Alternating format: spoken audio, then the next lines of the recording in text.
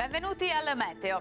Sarà una domenica con tempo perturbato sul nostro territorio a causa di correnti più fresche e instabili nord-atlantiche. La situazione del 28 luglio nel dettaglio. Sul Veneto avremo condizioni di tempo spiccatamente instabile per tutto l'arco della giornata. Sulla nostra regione infatti avremo precipitazioni temporalesche anche particolarmente forti e accompagnate da locali grandinate. Il clima sarà decisamente più fresco con valori termici minimi tra 18 e 21 gradi.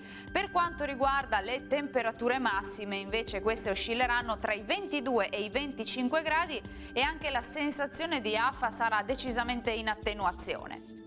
Ci spostiamo ora sul Friuli Venezia Giulia con rovesci e temporali diffusi un po' dappertutto.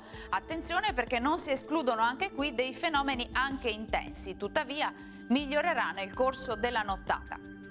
Temperature minime tra 20 e 22 gradi, massime più fresche, oscillanti tra i 24 e i 25 gradi. Uno sguardo infine al Trentino Alto Adige, dove la situazione sarà pressoché identica, con cattivo tempo dappertutto e con rovesci localmente anche forti.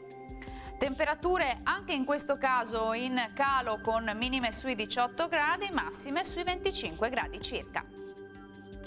Bene, dal Meteo di Antenna 3 per ora è tutto. Arrivederci.